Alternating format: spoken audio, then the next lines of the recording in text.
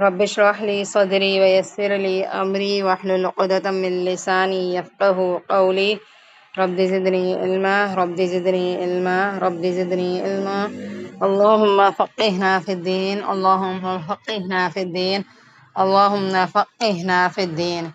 سورۃ البروج کے اندر بیسیکلی ایک ایسے واقعے کی طرف اشارہ ہے کہ ہم تو الحمدللہ پیدائشی مسلمان ہیں اور ہمیں دین پر آنے کے لیے کوئی جان کی یا کوئی ایسی خاص قربانی، کوئی بہت بڑی قربانی نہیں دینی پڑی ہے، چھوٹی چھوٹی ہماری قربانیاں ہوتی ہیں۔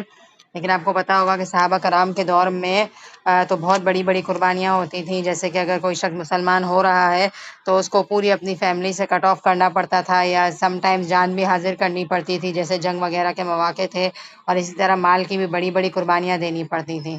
اور اسی طرح وقتاً فوقتاً تاریخ میں گزرے ہیں ایسے واقعات کہ بہت سارے لوگوں نے دین کو حاصل کرنے کے لیے اپنی جان تک دی ہے۔ تو اس طرح کا ایک واقعہ سورۃ البروج کے اندر بھی آتا ہے۔ تو اس سورت کے اندر ایک چھوٹا سا مختصر سا واقعہ آئے گا جس میں ہمارے لیے یہ لیسن ہے کہ ہم یہ دیکھیں کہ ہمیں بہت ہی آسانی سے دین مل گیا ہے، اور ہم ایک ایسے گھرانے میں پیدا ہوئے ہیں جہاں ہمیں اسلام بائی برتھ ہی مل گیا ہے۔ تو ہمارے لیے نہ کبھی نماز پڑھنا مشکل ہوا، نہ کبھی روزے رکھنا مشکل ہوا۔ جو لوگ کنورٹ ہوتے ہیں نا، ان سے ہمیں پوچھنا چاہیے آج کل کے دور میں، جیسے کہ ہمیں یاد ہوگا کہ سارا نے ایک دفعہ کلاس میں بات مینشن کی تھی کہ ان کی ایک فرینڈ وہ ایمان لے کر آئیں اور مسلمان ہوئیں، تو ان کے گھر والوں نے ان سے بالکل بائیکاٹ کر دیا۔ تو جب سارا نے یہ والی بات کری تو میں کلاس میں اتفاق سے کہہ ہی رہی تھی کہ آج کے دور میں بھی یقیناً ایسی مثالیں ہوں گی۔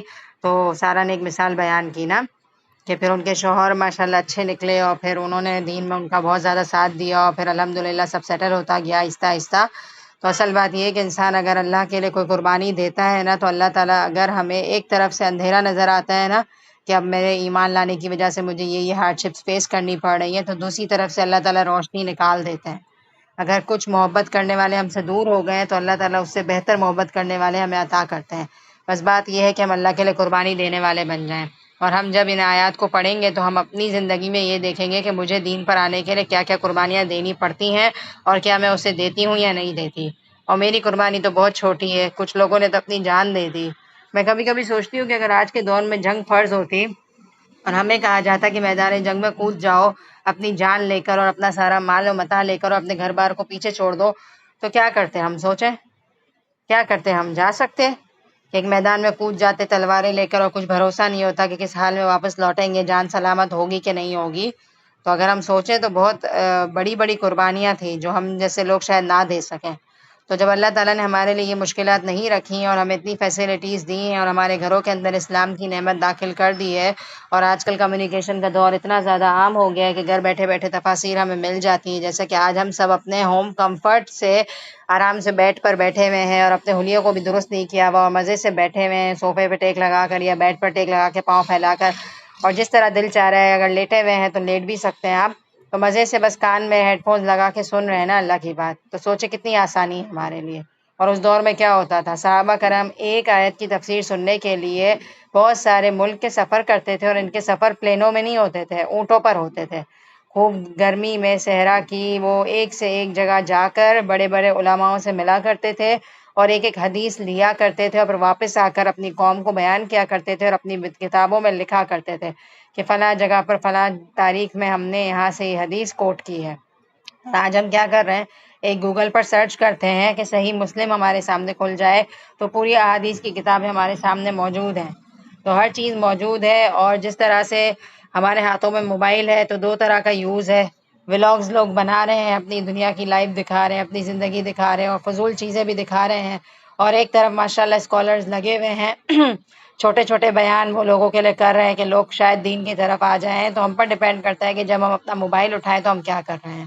مانا تھوڑا بہت انسان چل ہو سکتا ہے، تھوڑا بہت آپ فریش ہونے کے لیے تھوڑی چھوٹی موٹی چیزیں دیکھ سکتے ہیں، لیکن بہت زیادہ ٹائم ان چیزوں کے پیچھے لگا دینا، اور اتنا لگا دینا کہ نماز کے ٹائم پر بھی آپ موبائل لے کر بیٹھے ہیں اور آپ کو ہوش نہیں ہے کہ اذان ہو گئی ہے، تو یہ درست طریقہ نہیں ہوگا۔ اور ویسے بھی یہ ساری چیزیں لغویات کے اندر آتی ہیں، اور جب انسان لغویات کا بہت زیادہ عادی ہو جاتا ہے نا، تو اس سے نیکی کی توفیق اللہ تعالیٰ چھین لیتے ہیں۔ اور یہ میری آزمائی بھی بات ہے کہ جب ہم اپنا ٹائم فضول چیزوں میں ضائع کرتے ہیں نا، تو اذان کے ٹائم پر ہمیں نماز کی کوئی خاص طلب نہیں ہو رہی ہوتی، اور اگر مصلی پہ کھڑے بھی ہو جائیں تو ہمارے ذہنوں میں اللہ اکبر کہنے کے بعد وہی ساری چیزیں گھوم رہی ہوتی ہیں جو ہم نے تھوڑی دیر پہلے موبائل میں دیکھی ہوتی ہیں۔ تو ایک لمٹ تک تھوڑا بہت کبھی آپ نے دیکھ لیا، کوئی سیکھنے کی چیز دیکھ لی، کوئی کوکنگ چینل دیکھ لیا، یا تھوڑا بہت ہلکا پھلکا ہنسی مذاق کی ایک لمٹ میں چیزیں دیکھ لی تو ناٹ ایشو، لیکن گناہ کے لیول پر دیکھنا یا بے حیائی کی چیزوں کو دیکھنا یا ٹائم ویسٹ کرنے کی حد تک دیکھنا تو یہ ہمارے گناہ میں شامل ہو جائے گا۔ تو بہرحال ہم ان آیات کا مطالعہ کرتے ہیں، یہ ٹچ دینا بہت ضروری تھا، اور ان آیات کو آپ جب پڑھیں گے تو آپ کو یہ ریئلائز ہوگا کہ جو میں نے ابھی باتیں کی ہیں تو ہماری قربانی تو بہرحال کچھ بھی نہیں ہے۔ والسماء ذات البروج، قسم ہے آسمان کی جو برجوں والے ہیں، والیوم الموعود، اور دن وعدے کیے گئے، وشاہد و مشہود، اور حاضر ہونے والے اور حاضر کیے ہوئوں کی، قتل اصحاب الاخدود، مارے گئے خندقوں والے۔ ٹھیک ہے، شروع کی 3 آیات میں اللہ تعالیٰ قسمیں کھا رہے ہیں، ٹھیک ہے، اور پھر اس کے بعد آیت نمبر 4 کے اندر اللہ تعالیٰ ایک واقعہ کوٹ کر رہے ہیں جس کا میں نے آپ کے سامنے پہلے ہی ذکر کر دیا کہ اس سورت کے اندر ایک واقعہ آئے گا، ٹھیک ہے۔ تو شروع کی 3 قسموں کو ہم دیکھ لیتے ہیں۔ آسمان جو کہ برجوں والا ہے، ٹھیک ہے، آسمان کے اندر زینے ہیں، یعنی کہ آسمان ایک کے اوپر ایک ہے، تو یہ اللہ تعالیٰ نے اتنے بڑے آسمان کی قسم کھائی ہے جو ٹوٹل 7 آسمانوں کی شکل میں ہے، یعنی کہ کوئی معمولی قسم نہیں ہے، بہت بڑی قسم ہے، اور ہمارے لیے جواب قسم بہت امپورٹنٹ ہوتا ہے جو کہ آیت نمبر 4 میں ہے۔ یعنی کہ اللہ تعالیٰ جب یہ واقعہ بیان کر رہے ہیں تو یہ واقعہ اتنا اہم ہے کہ جس کو کوٹ کرنے سے پہلے اللہ نے 3 قسمیں کھائیں، اور قسمیں بھی مضبوط چیزوں کی۔ تو آسمان بہت بڑی چیز ہے جس کی قسم اللہ تعالیٰ کھا رہے ہیں۔ دوسرا یہ ہے وعدے کے دن کی، یعنی کہ قیامت کے دن کی قسم کھائی جا رہی ہے۔ تو سوچیں کہ کتنے بھی ایام دنیا میں کی زندگی میں گزر جائیں، ایک کے بعد ایک دن روز آتا ہے جاتا ہے، لیکن ایک دن جو بہت بڑا ہے اور اس کے بعد کوئی دن نہیں آئے گا، وہ آخری دن ہوگا، تو وہ ہے قیامت کا دن۔ تو آپ سوچیں کہ اللہ تعالیٰ نے دنوں میں بھی سب سے بڑے دن کی قسم کھائی، اور وہ ہے قیامت کا دن، ٹھیک ہے۔ اور حاضر ہونے والے اور حاضر کیے وہ کی کا مطلب ہے شاہد کون ہوتا ہے؟ گواہی دینے والا، اور مشہود کون ہے؟ جس پر گواہی دی جائے، ٹھیک ہے۔ شاہد یعنی کہ گواہی دینے والا، گواہی دینے والا مثال کے طور پر اس کی بہت ساری تفاسیر ہو سکتی ہیں، لیکن ایک ویلڈ تفسیر جو قیامت کے دن کے حساب سے صحیح سمجھ آتی ہے وہ یہی سمجھ آتی ہے کہ کچھ فرشتے، کچھ رسول حاضر ہوں گے اور وہ اپنی قوم کے حوالے سے گواہی دیں گے کہ ہم نے ان پر دین کا پیغام پہنچا دیا تھا، ٹھیک ہے۔ اور دوسرے کون ہوں گے؟ جو یہ ایکسیپٹ کریں گے ہاں ہمارے اوپر دین کا پیغام آیا تھا، جیسے کہ سورہ اعراف کے اندر آتی ہے یہ آیت کہ جس کا ترجمہ کچھ یوں ہے کہ جن کے پاس پیغام پہنچایا گیا ان سے بھی پوچھا جائے گا، اور جو رسول پیغام لے کر گئے ان سے بھی پوچھا جائے گا۔ یعنی کہ امیجن کریں ہمارے رسول تو آپ صلی اللہ علیہ وسلم ہیں نا، ہم تو آپ صلی اللہ علیہ وسلم کو مانتے ہیں، اور ان کی نسبت سے تمام انبیاء کرام کو ہم مانتے ہیں جن کا قرآن میں ذکر ہے، اور تمام رسولوں کو ماننا ہی ہمارے ایمان کو مکمل کرتا ہے۔ تو ہم بہرحال تمام رسولوں کو مانتے ہیں، اور کیا ہم یہ ایکسیپٹ کرتے ہیں کہ انہوں نے دین کا پیغام ہم تک پہنچا دیا ہے؟ ہاں، ایکسیپٹ کرتے ہیں ہم، ٹھیک ہے، کیونکہ ہم تک دین کا پیغام آ گیا ہے، قرآن ہمیں اللہ تعالیٰ نے دے دیا ہے، اور آپ صلی اللہ علیہ وسلم کی احادیث اور آپ صلی اللہ علیہ وسلم کی تعلیمات ہم تک پہنچ گئی ہیں۔ ہم یہ نہیں کہہ سکیں گے قیامت کے دن کہ ہم تک پہنچی نہیں تھی، ٹھیک ہے۔ تو شاہد کون ہے؟ یعنی کہ پیغام پہنچانے والے، ان سے پوچھا جائے گا کہ کیا تم نے ذمہ داری پوری کری؟ تو وہ ظاہر ہے کہیں گے جی اللہ تعالیٰ ہم نے اپنا پیغام بخوبی پہنچا دیا ہے۔ اور جن تک پیغام پہنچایا گیا، مشہود وہ ہے جس پر گواہی دی جائے، قوم جس کے حق میں یا خلاف پیغمبر گواہی دیں گے۔ کچھ لوگوں کے حق میں یہ گواہی ہوگی کہ ہم نے ان کو پیغام پہنچایا تھا اور انہوں نے ہماری مانی اور ہمیں فالو کیا، اور کچھ لوگوں کے خلاف یہ گواہی دی جائے گی کہ ان تک پیغام پہنچ تو گیا تھا لیکن انہوں نے مانا نہیں، ٹھیک ہے۔ تو یہ 3 گواہیاں بہت بڑی بڑی گواہیاں ہیں۔ اس کے بعد آیت نمبر 4 کہتی ہے اللہ تعالیٰ ایک طریقے سے ناراض ہو رہے ہیں، اور ناراض ہونے کا ایک انداز ہے اور ایک طریقے سے بددعائی کلام ہے، قتلا، مارے گئے، اصحاب الاخدود، خندقوں والے۔ اب خندقوں والے کون ہیں؟ النار ذات الوقود، جو آگ تھی ایندھن والی، اذ ہم علیہا قعود، جب وہ اس پر بیٹھے ہوئے تھے، وہم علی ما یفعلون بالمؤمنین شہود، اور وہ اوپر اس کے جو وہ کر رہے تھے ساتھ مومنوں کے گواہ تھے۔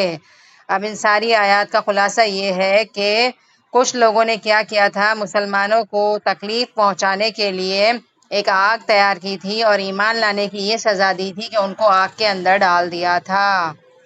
کس قدر خطرناک آیت ہے، اور کس قدر ہمارا دل ہل جاتا ہے کہ کیا ہمیں اگر دین پر لانے کی یہ قربانی مانگی جائے کہ تمہیں آگ میں کودنا پڑے گا تو ہم میں سے کون تیار ہوگا؟ یہ بالکل ایسے ہی مثال ہے جیسا کہ حضرت ابراہیم علیہ السلام کے واقعے میں آتی ہے نا یہ والی بات۔ تو حضرت ابراہیم علیہ السلام کے واقعے میں یہی آتا ہے کہ ان کے لیے بھی ایک بہت بڑا لاؤ لشکر تیار کیا گیا تھا، اور پوری لکڑیاں تیار کی گئی اور آگ جلائی گئی، اور حضرت ابراہیم علیہ السلام کو اس کے اندر پھینکا گیا، اور وہ اللہ کی خاطر اس میں کود گئے، اور جیسے ہی وہ کودے کیا ہوا؟ آگ ٹھنڈی ہو گئی. قرآن کے الفاظ ہے قلنا یا نار کونی بردا و سلاما علی ابراہیم. آگ ٹھنڈی ہو گئی ابراہیم علیہ السلام کے لیے. اور اسی طرح آپ دیکھیں حضرت ابراہیم علیہ السلام سے ایک قربانی اور کیا مانگی گئی تھی؟ اپنے بچے کی قربانی مانگی گئی تھی. اپنی اولاد کی گردن پر چھری پھیرنا کوئی آسان کام ہے؟ لیکن عین قربانی کے وقت کیا ہوا؟ اللہ تعالیٰ نے بچہ ہٹا دیا اور اس کی جگہ بچڑا یا کوئی بھی جانور کو فدیے میں رکھ دیا. تو اللہ تعالیٰ جو ہے نا بندے کو صرف ٹیسٹ کرتے ہیں کہ میرے لیے یہ ہاں کہتا ہے اور جا کے دکھاتا ہے، اور پھر جب انسان کود پڑتا ہے نا تو اللہ تعالیٰ اس کی آزمائش کو ہٹا دیتا ہے. اللہ تعالیٰ واقعی انسان کو صرف اور صرف ہلکا سا ٹیسٹ کرتے ہیں، اور جیسے ہی انسان اپنے آپ کو کیپیبل شو کرتا ہے نا کہ یس آئی کین ڈو، تو پھر اللہ تعالیٰ کیا کرتے ہیں؟ اس کا اجر لکھ لیتے ہیں اور اس سے وہ آزمائش ہٹا لیتے ہیں. صرف ٹیسٹنگ ہوتی ہے ہلکی پھلکی. اور آپ نے اپنی زندگی میں دیکھا بھی ہوگا کہ ایک چیز آپ کو بہت مشکل لگ رہی ہوتی ہے، آپ کا موڈ نہیں ہوتا وہ کرنے کا، لیکن آپ اپنے دل میں یہ نیت کر لیتے ہیں کہ اللہ میرے لیے مشکل بہت ہے لیکن چلیں دیکھیں آپ کا حکم ہے نا اللہ تعالیٰ تو میں کر لوں گی. لیکن آپ نے دیکھا ہوگا کہ وہ چیز پھر ہم سے ہٹا دی جاتی ہے اور ہمارے دل میں الحمدللہ یہ خیال آتا ہے کہ اللہ نے مجھے نیت پر اجر دے دیا. مواقع تو نہیں ملے مجھے لیکن اجر مل گیا. میری زندگی میں کافی دفعہ ایسا ہوتا ہے کہ کچھ چیزیں تھوڑی سی ناگوار سی ہوتی ہیں، موڈ نہیں ہوتا کرنے کا، لیکن اللہ کے لیے کرنے والے ہوتے ہیں اور نیت کر لیتے ہیں اور پھر اللہ تعالیٰ ٹیسٹ کرتے ہیں، وہ چیز ہم سے ہٹا دیتے ہیں تو کیا ہوتا ہے؟ ہمارے لیے اجر مل جاتا ہے ہمیں. اس کی مثال میں آپ کو ایک چھوٹی سی دیتی ہوں. شاید ایک آدھ دفعہ یہی ہوا تھا میرے ساتھ کہ اب آپ دیکھیں کہ ہمارے گھر پہ مثال کے طور پر کوئی باہر سے رہنے آئے، باہر سے کوئی آنا چاہ رہا ہو ہمارے گھروں میں، تو ظاہر سی بات ہے ان کو ایک روم دینا اور پھر ان کے لیے کھانا پکانا اور ایک روٹین ایک دو ہفتے کے لیے ڈسٹرب کرنا آسان تو نہیں ہوتا. تو مجھے یاد آ رہا ہے کہ ایک دفعہ میرے ہسبینڈ کے کوئی فرینڈ ہمارے گھر آ کے رکنا چاہ رہے تھے نا، تو ظاہر سی بات ہے سسرال ہے اور ہم اپنی چوائس سے منع بھی نہیں کر سکتے. تو مجھے یاد پڑتا ہے کہ ایک عجیب چیز لگ رہی تھی، ایک مشکل لگ رہا تھا کیونکہ صرف آدمی تھے اور وہ پراپر ایک روم ہمارا لینے والے تھے، پھر روز ان کے لیے کھانا بنانا اور ہر چیز کا دھیان رکھنا.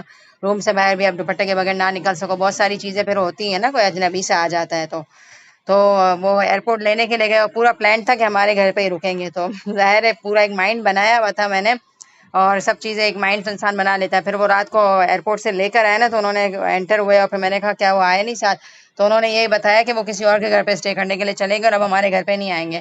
تو اللہ معاف کرے، خوشی تو ہوئی لیکن اگر نیت ہماری صاف ہوتی ہے نا تو ہمیں اجر مل جاتا ہے. مجھے یاد نہیں اس وقت میری کیا نیت تھی، اس وقت میں نے کیا بولا، شکر ادا کیا یا جو بھی کیا. تو بہرحال ایسے ہمیں نہیں کرنا چاہیے اور اپنی نیت کو ہمیں خالص رکھنا چاہیے، کیونکہ اگر ہم ہو سکتا ہے اچھی نیت کریں اور اللہ تعالیٰ صرف ٹیسٹ کر رہے ہیں اور ہم سے مواقع ہمیں نہ دے تو ہمارے لیے اجر تو لکھ دیا جائے گا نا. تو یہ چھوٹی چھوٹی میں آپ کو چیزیں بتا رہی ہوں کہ آپ دیکھیں کہ آگ میں کودنا اور مہمان کا گھر پہ آنا زمین آسمان کا فرق ہے، لیکن صرف اتنا بتا رہی ہوں کہ ہماری قربانیاں بہت مائنر سی ہیں اور اس دور میں تو بڑی بڑی قربانیاں تھیں.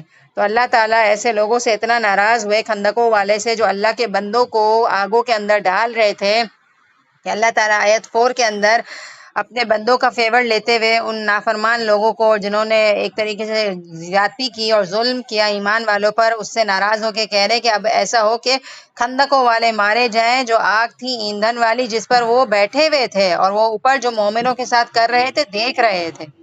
یعنی کہ اتنے کانفیڈنٹ ہو کے مومنوں کو جلا رہے تھے کہ پوری خندقیں لاؤ لشکر تیار کر کے مومنوں کو اس کے اندر ڈال کر باہر کھڑے ہو کر انجام دیکھ رہے تھے. اس حد تک بے حس ہو گئے تھے کہ ایمان والوں کو ایسی سزائیں دے رہے تھے.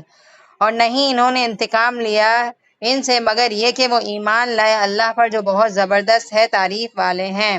یعنی کہ یہ حرکت یہ لوگ صرف اس لیے کر رہے تھے کہ ان کا قصور بیچاروں کا یہ تھا کہ وہ ایمان لے آئے تھے. سوچیں ایمان لانے کی اتنی بڑی سزا تھی. اللہ تعالیٰ یہ کہہ رہے کہ صرف اور صرف اس لیے ان کے ساتھ خندقوں میں ان کو ڈالا جا رہا تھا کہ مسئلہ یہ تھا کہ وہ ایمان لے آئے تھے. تو اس دور میں ایمان لانا ایک بہت بڑی ایک ٹیسٹ بن جاتا تھا، ایک بہت بڑی